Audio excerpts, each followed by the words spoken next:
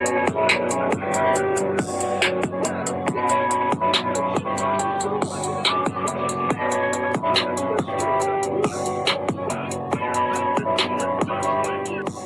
goddamn button? What's the goddamn button? What's going on, people? We got a reaction video. Well, I just want to share my thoughts on this. I watched both of these brothers for different reasons, and I try my best to remain unbiased and separate my personal views on this walk versus others, like the content creators of YouTube and various other applications that may be in utilization.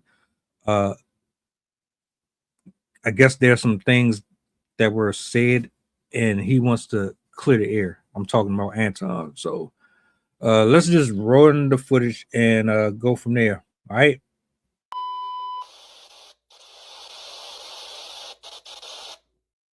That's not uncommon. You know, I'm the big homie, similar to what I was talking to y'all about.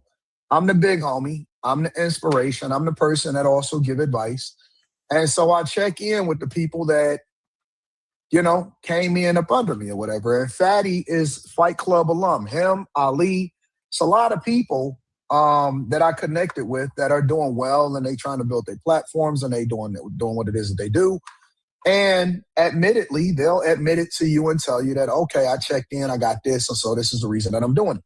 So occasionally I'll tap in, and if I see it's not too much going on, I'll check on their streams, or I'll even jump on a panel for like 10, 15 minutes, and then I'm back to work because, you know, that's just what you're supposed to do. You're always supposed to check in on the people that you got good energy for. So that's the logic behind this, right? That's the logic behind me pulling up and kicking it with Fatty. All right. So this is apparently Tommy reacting to me having a conversation with Fatty. And Fatty asked me a series of questions. I guess him and Tommy Sotomayor have been beefing, or they've been going back and forth. Don't really know what that is, whatever. So Fatty asked me a series of questions with regard to Tommy, because apparently Tommy is feeling some type of way, and he keeps calling me out. So I'm going to go ahead and address this one time for all, and then hopefully he can get some insight so that he can feel a little bit differently, because I don't want no problems. I don't want no beef. I love everybody. You know what I'm saying? But let's get to it. The worst freaking state to live in right now is Maryland, and nobody's talking. I'm sitting on a panel that I'm not usually on because I don't really even do anything, no panels at all. But let's say hypothetically that I'm sitting on a panel with someone. That is a beautiful thing you just said. If Anton was all about success and the things he said, and I see you, Jason, I'm gonna let you up here in a second, and anybody else that want to come, I'll let you guys up here as well. If Anton was really a success, he would not waste his time having this low IQ conversation. And as a matter of fact, I've been on Lapeef a few times. So how could Anton say he don't know me when I've been on there when they were small and he was there? Okay, so Tommy is on this crusade and this campaign to say, Anton know me, why is he acting like he don't know me? Because Fatty asked me a question and said, you know, what's going on with you and Tommy? And I said, I don't know him. Now, there's a difference between knowing of somebody and being familiar with somebody and actually knowing them. Here's the context. I'm going to talk directly to you, Tommy, since you want to ask the questions, and I'm going to give you some clarification. I know of you. I have never developed or built a personal relationship with you. I have never had a conversation with you. I have never interviewed you. I have never emailed you. I've never actually talked to you personally, okay? I can be familiar with a lot of people, but it doesn't mean that I know them. I'm in a place right now to where, oh yeah, I know who you are. I have an idea of pretty much a lot of what you talk about and what you do. I have Fresh's number. I have Myron's number. I have Brian's number. I have several different athletes' number. I have Charleston's number. I have a personal relationship with them. I know them in real life. I kick it with them in real life. I have conversations with them in real life. Do I know of you? Of course I know of you. Do I know you? I don't know you. I have never had a conversation with you. So much so to where he's mentioning Lapeef and he's saying, yep, I was on a panel on Lapeef a couple different times and Anton was there. That's true. But guess what? He's never talked to me. JR, who was my partner in the Lapeef network at the time that I was over there, JR is the person that did all of the recruiting. He found all of the people, similarly to how Q does all of the recruiting, and she finds everybody that appears on a Monday night show. My responsibilities over there were completely different from his responsibilities. Part of his responsibilities is to gather the talent to have conversations on the platform. I wanted to say this real quick. One thing that always concerns me about doing this, right, is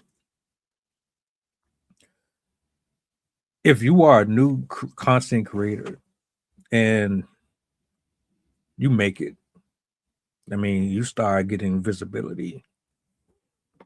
And then folks in Anton's position or Tommy's position, they see that you're making motion. And it's not a bad thing. I think that in some cases it can't be looked at like that. But you get people like this that they see what you're doing, they kind of put some respect on it. And if things align, you build these relationships. The problem comes when you have folks that have been doing this way longer than you, and they automatically just assume that you're supposed to know who they are just because they've been doing it longer. But all of us are not glued to YouTube or social media. There's tons of rappers I don't know nothing about. I see names, I hear about names. I'm like, who the hell is this? That goes for singers, that go for actors, directors, all that.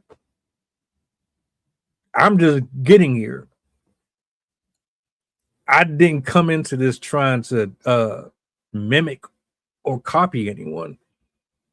So I intentionally stay away from you so I don't have little issues like this.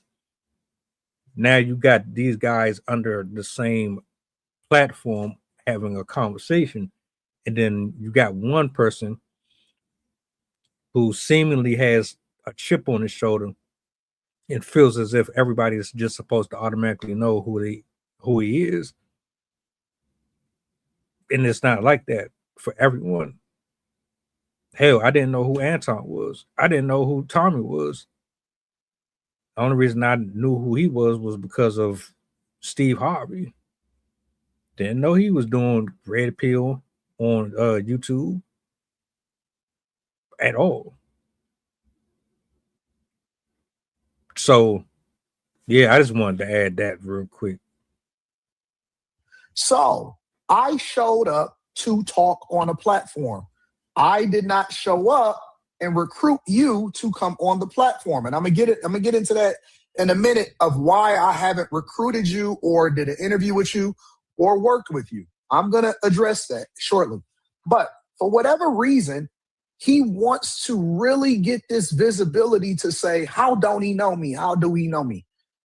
Yes, I know of you, right? But I do not know you in real life. If you have SNAP or Medicaid, you may qualify for a free iPhone or Samsung plus up to 10. Okay, so let's address this live stream. Brooklyn Kennedy says, hypocrite Mark Hill said the same about you, bozo. But here's the difference. Mark Lamont Hill and his team reached out to me to do an interview, which is one of the reasons why I actually showed the receipts for that. I have never reached out to Tommy to have a personal conversation. I turned Mark Lamont Hill and his team down when they were reaching out to me to do an interview. So if you say that, if Mark Lamont Hill volunteers his opinion and says, I don't even know who that is. Who is he? Who is he? Well, that would be hypocritical, because why are you reaching out to me to talk to me? Or at the very least, why is your team reaching out to me versus me saying, I don't know you because I've never had a personal conversation with you. So when we having this conversation, I want y'all to put y'all thinking hats on. I want you to look at the context and understand, look for understanding instead of looking to debate. When you have understanding, you can start to filter through to get the context as to why somebody is saying something. If somebody reaches out to me and then later says, well, wait a minute, I don't even know who that is. Who is this guy? It's a difference between knowing who somebody is and knowing them, all right? So it's a false equivalent. It's not the same. It doesn't line up. Do I know who he is? Let me do it real slow for the people in the back. Do I know who he is? Yes. Do I know him personally? No. Mark Lamont Hill specifically, in your example, did he know who I was? Yes. Did he lie about knowing who I was? He later admitted, yeah, I know who he was, whatever, so on and so forth. And it was very difficult for him to debate otherwise, because why is his team reaching out to me in order to get an interview? Do you understand what I'm saying? Okay, so now that we put that part to rest, and again, this is no hate. I'm not dissing. I don't have anything negative about him whatsoever. All right? I don't have anything negative whatsoever, but I'm just giving insight. Okay, all right. Well, listen, keep your $2. We cool. We cool. Keep your $2. And we're going to go ahead and fix that right now. All right? Thank you. I appreciate you for the $4. All right, now let's continue to get on with it. I'm going to just address a couple different things so we can put this to rest. This is the stupidest crap in the world. But again, they say this to try and irritate you. Niggas. No, I'm not beefing with anybody. I'm just giving some clarification because for whatever reason, he feels as though he needs to be acknowledged. The whole job is to try and irritate you. I get it. Comes at me. I wouldn't care. I want y'all to be very clear. Stop asking, am I beefing with him? I'm not beefing with him. I have never had a conversation, nor have I had a disagreement with somebody to beef with them. I'm not beefing with him. I'm giving clarification because apparently he feels some type of way. And he has a misunderstanding of what it means to know somebody versus know of somebody. But you I don't have the oomph in me to fight back, I guess. But that's what I'm saying. You're too comfortable, and it's fine. Hey, I want that comfortable. I'm not comfortable. I am more driven than I've ever been before. Like literally, I am more. I'm in the studio right now, and it's 10:51 p.m. No. Eastern on a There's Saturday night.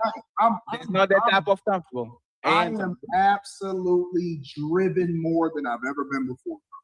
Anton, it's not that type of comfortable. Is like when you're on the penthouse and like there's some deal on Patreon. I was like, but it's difficult for us to clear. You're gonna clap back. No, I don't listen. It wasn't about him. It was leveraging the visibility to continue to siphon. It was about siphon. We do, because that's what.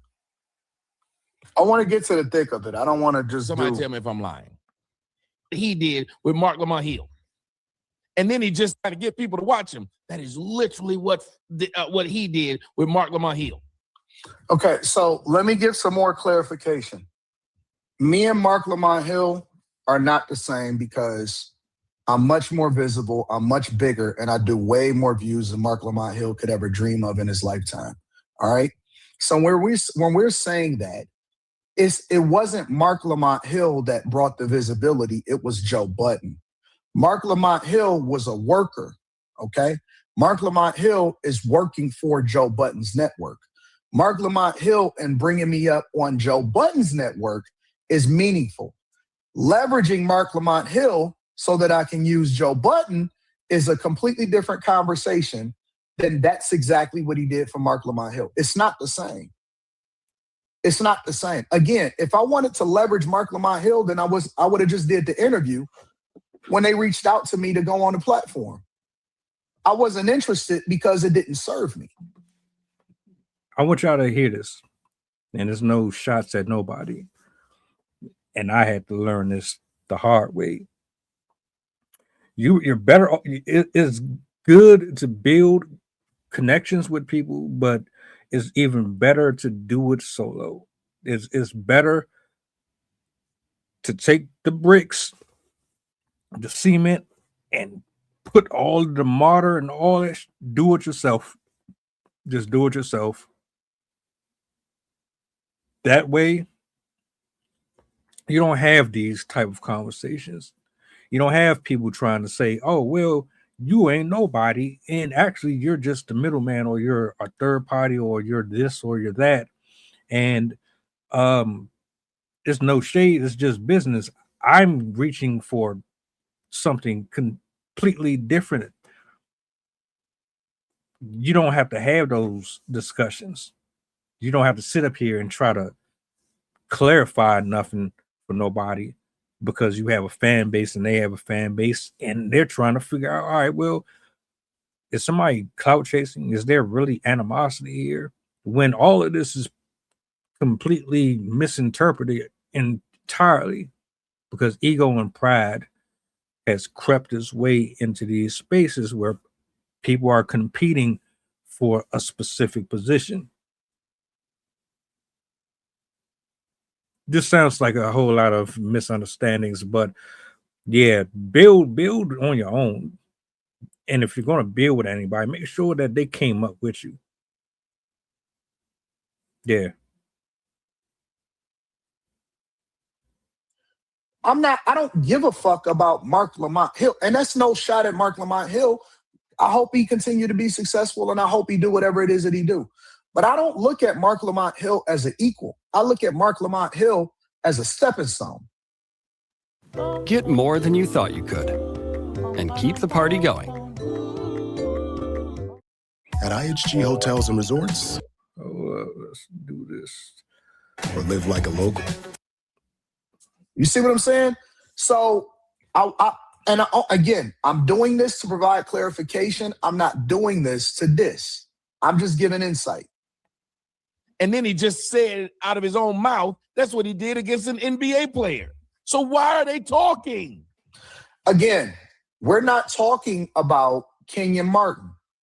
Kenyon Martin is a stepping stone because I now have a relationship with Gilbert Arenas. And of course, I already have a relationship with Kwame Brown. I like Gil's Arena because Gil's Arena does numbers. I don't care about Kenyon Martin. Kenyon Martin was a one-time stepping stone so that you can continue to do more content and leverage the relationships that you have that are much higher than that. And so it's strategy. Which is why you see Jim Jones teaming with Kai Cenat, and you see Neon with Iggy Azalea. It's the same shit. Everybody is using everybody. That's all it is. I think we already know what that is, though, right?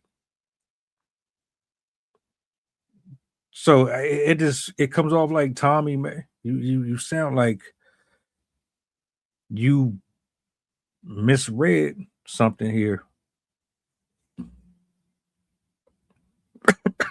And maybe, you can get a little bit of insight so that you can learn how to move appropriately when it comes to who your targets are and who your opponents are, because otherwise it seems like you're just punching in the wind. And every one of them, and this is what I've been telling y'all, this is why I don't like niggas. When they friend do something. Keep talking about Fatty now. When they friend do something, he's scared of you. He's scared of you, Anton. He's scared of you, Anton. That's why he don't say your name, Anton. Mark Lamont Hill don't want to smoke, Anton. Tommy said something about Anton. Anton ain't never said nothing about you, Tommy. You just grasping at straws. He don't want to talk to you because you low level. So let me give some insight into why I've never individually had a conversation with Tommy Sotomayor. All right. And this is not something that I would usually say publicly, but I'm going to say it today. I'm going to give y'all the inside scoop on why I have never had a conversation, nor have I ever invited him up on a platform.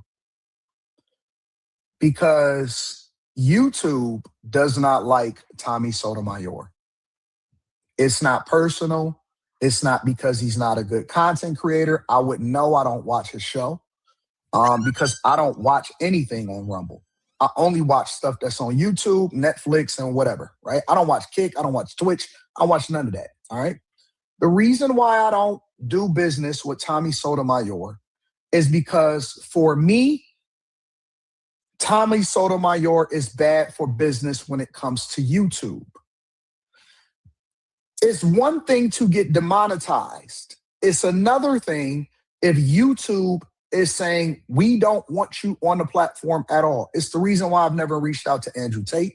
It's the reason why I haven't had conversations with a lot of people. And it's not personal to Tommy, right? It's that I'm not going to risk, jeopardize, and other people can. If Fatty want to do it, he can. If other platforms want to do it, they can.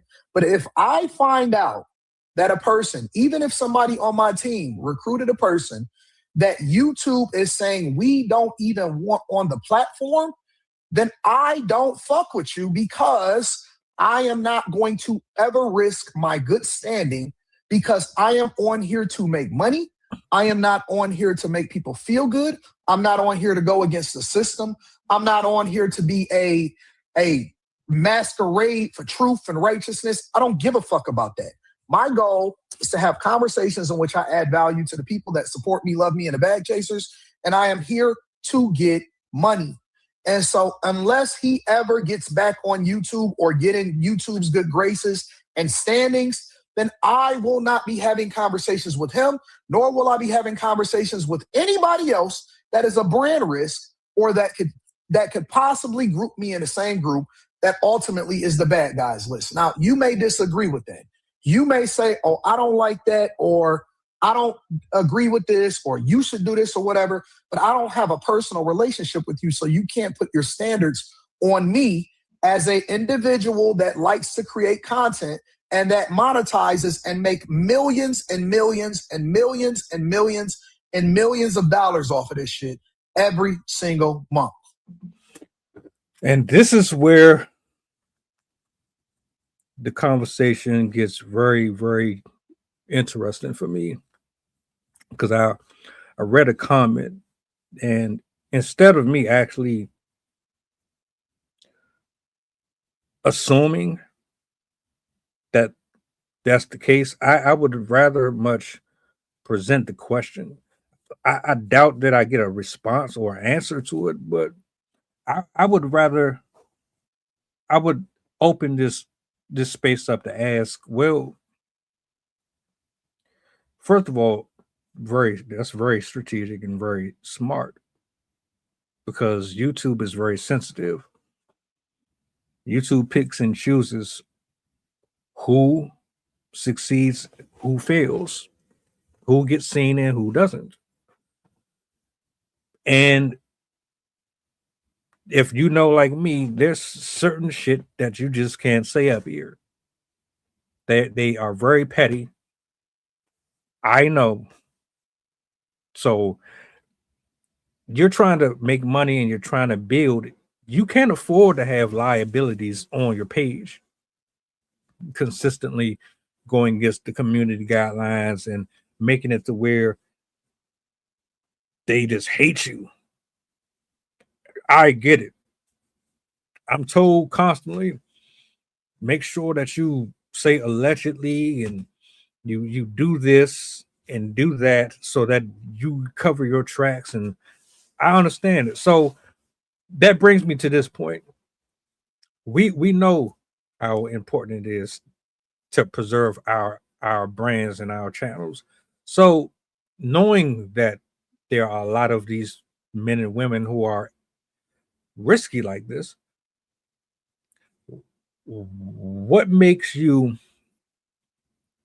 have sit downs and conversations with Myron Gaines? Myron Gaines has had racists on his platform. Myron Gaines has been extremely, extremely disrespectful to the Black community and pretty much every race that you can think of to some extent. He's expressed it on multiple platforms. He's literally been kicked off of YouTube. They said him, yeah, you're going way too far. Sent them over to Rumble. So I understand that you have a relationship with him outside of just this, but for what you just said, I would like to know, how is it, or what is it about him that is different than Tommy?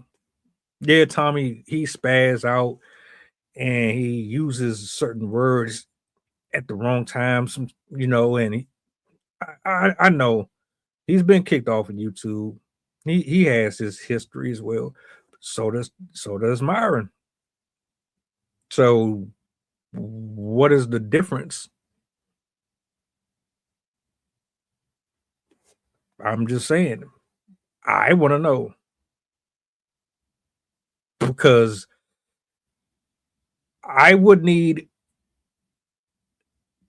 proof or evidence that would substantiate there's a large difference between their styles, their approaches.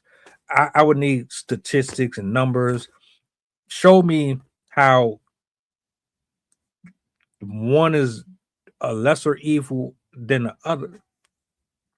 So I mean, I get it though, but at the same time, yeah, you can't, you can and you can't. It's like you're saying you don't want to work with someone who's going to mess up your money, but you're messing with people who are messing with your money. It's no different than having somebody around you that's a liar or a thief, or you know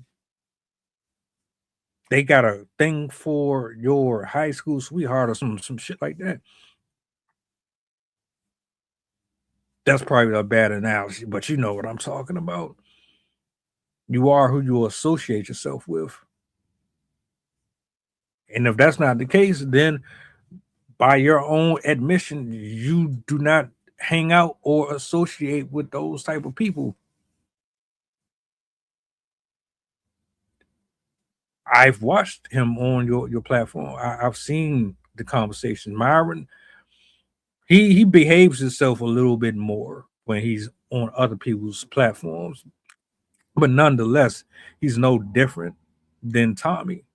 I think he's worse. Actually, I think he's a lot worse, exceeding. I digress. So I hear you. I trust. I get it. I respect it. I don't want nobody attached to my name that is on BS. And I clearly can tell that you don't really have no animosity towards Tommy. I know it. The internet turned it into that. Tommy ain't got no real issue with you. Tommy's issue is with Fatty, because him and Fatty got into it on one show. The girl called Fatty, instigated, started some shit. Then he came back on screen. Y'all got into it, and it ain't been the same since. That's all this is. But y'all tell me, man. Boy, what do y'all think about this? Welcome aboard the flight. This is pilot Pusha talking. We going back to Memphis and coming straight from New Orleans. The estimated time of arrival is about an hour, and I can turn your ghost if you try and play with my power. So when you look up and see the sun flashing, stay in your seat. If the flight attendant say you making trouble, then we got beef. The turbulence might get rocky. You better not spill your food. This is bread and plain. If you